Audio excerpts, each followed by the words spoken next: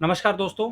The world politics के इस वाले एपिसोड में हम बात करेंगे मिडिल ईस्ट में चल रहे कन्फ्लिक्ट के बारे में, जो है ईरान और इसराइल के बीच में। देखो, मिडिल ईस्ट फिर से गर्म हो गया है। ईरान और इसराइल के बीच 12 जून के बाद से टेंशन्स काफ़ी बढ़ गई हैं। सीरिया हो, लेबनन हो, गाजा हो, हर जगह मिसाइल्स और ड्रोन्स का खेल चल रहा है। एक सवाल है, क्या ये वाला वॉर भी फुल स्केल वॉर में कन्वर्ट हो जाएगा? और अगर हो गया ये वाला वॉर फुल स्केल वॉर में कन्वर्ट, तो इंडिया के ऊपर क्या असर पड़ेगा? तो देखो, इस पूरे के पूरे इशू का बैकग्राउंड क्या है। ईरान न्यूक्लियर प्रोग्राम का पूरा खेल है, ठीक है। यूरेनियम इनरिचमेंट की कहानी है। न्यूक्लियर कैपेबिलिटीज के एलिगेशंस है ईरान के ऊपर, इसराइल के द्वारा और यूएस के द्वारा, ठीक है। इसराइल का स्टैंस बिल्कुल क्लियर है कि वो ईरान को न्यूक्लियर वेपन्स नहीं बनाने देंगे। पास्ट में भी ईरान के न्यूक्लियर वेपन्स को लेकर वेरियस टाइम्स इसराइल ने साइबर अटैक्स हों या फिर नॉर्मल हमले हों वायुसेना के द्वारा, वो बार बार किए हैं। हमास हो, हिजबुल्ला हो, ये ईरान के प्रॉक्सीज हैं। इनका भी इन्वॉल्वमेंट सामने आएगा और अभी भी आ रहा है। 12 जून की रात को इसराइल ने करीबन 200 फाइटर जेट्स के साथ में ईरान के ऊपर हमला किया। ईरान की एक न्यूक्लियर साइट है जहाँ पे न्यूक्लियर इनरिचमेंट का प्रोसेस होता है।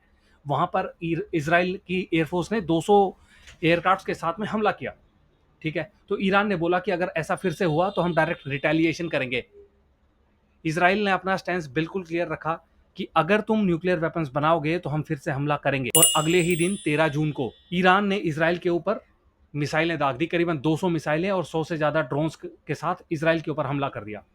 अभी वर्ल्ड में बहुत सारे न्यूज़ पोर्टल्स ये कह रहे हैं कि इसराइल का आयरन डोम सिस्टम फेल हो गया ईरान की स्ट्राइक्स के आगे। लेकिन आयरन डोम बेसिकली एक टेक्नोलॉजी ही तो है, उसकी भी तो कुछ लिमिटेशंस ही होंगी ना। लाइक वो एक टाइम पर कितने टारगेट्स को एंगेज कर पा रहा है। जितने टारगेट्स को वो एंगेज कर पाता, उसने उतने टारगेट्स को एंगेज करके उनको न्यूट्रलाइज कर दिया हवा में। लेकिन फिर भी कुछ मिसाइलें तेल अवीव और जेरूसलम के आसपास गिरी हैं। तो हिजबुल्लाह ने भी लेबनान की साइड से इसराइल के ऊपर रॉकेट्स फायर कर दिए। गाजा में भी टेंशन्स काफी बढ़ गई हैं इस चीज को लेके। तो इसराइल ने कहा है कि हमने ये सब अपने सेल्फ डिफेंस में किया है। और जैसे ही सेल्फ डिफेंस का मामला सामने आया, यूएस ने बढ़ चढ़कर इसराइल का साथ दे दिया और कहा कि ईरान को आगे आने वाले समय में ऐसे सरप्राइज हमलों के लिए तैयार रहना होगा, ठीक है। अभी जैसे ही मिडिल ईस्ट में कोई भी इशू होता है, मिडिल ईस्ट फेमस है अपने ऑयल एक्सपोर्ट्स के लिए। तो जैसे ही ईरान के ऊपर हमला हुआ, इसराइल के ऊपर गाजा की साइड से हमला हुआ या लेबनान की साइड से हमला हुआ, वैसे ही ऑयल प्राइसेस में स्पाइक आ गया है। लगभग अभी जब हम वीडियो को रिकॉर्ड कर रहे हैं, लगभग 5% का हाइक आ गया है क्रूड ऑयल के प्राइसेस में। यूएस ने भी अपनी नेवी को अलर्ट मोड पे कर दिया है। अभी के लिए मिडिल ईस्ट में कुछ कंट्रीज हैं, जैसे सीरिया है, वो एक बैटलफील्ड बन गया है। लेबनान है, जहां पर ईरान की बहुत सारी प्रॉक्सीज हैं, वो उनका बेस बन गया है। गाजा हमास के थ्रू एक्शन में है और इसराइल सराउंडेड है हॉस्टाइल प्रॉक्सीज के थ्रू। रेड सी और स्ट्रेट ऑफ हॉर्मस में ट्रेड चौक पॉइंट्स हैं। जैसे ही ट्रेड को चौक कर दिया जाएगा उस वाले स्टेट, इन वाले स्टेट से और रेड सी में, वैसे ही ऑयल के प्राइसेस बहुत ज्यादा स्पाइक कर जाएंगे पूरे वर्ल्ड में।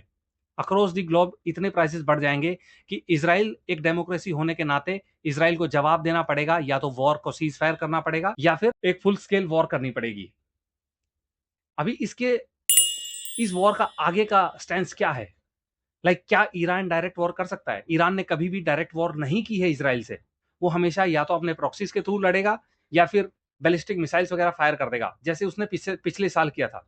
अभी लो स्केल रिटेलिएशन चल रहा है, लेकिन इसराइल और यूएस मिल के ईरान के न्यूक्लियर साइट्स पे फुल अटैक कर रहे हैं। और ऐसा उन्होंने प्रॉमिस भी किया है कि हम आगे करेंगे।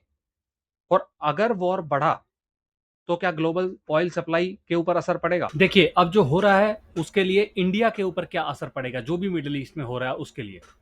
इंडिया के लिए दो बड़े कंसर्न्स हैं। एक तो है बढ़ते ऑयल प्राइसेस।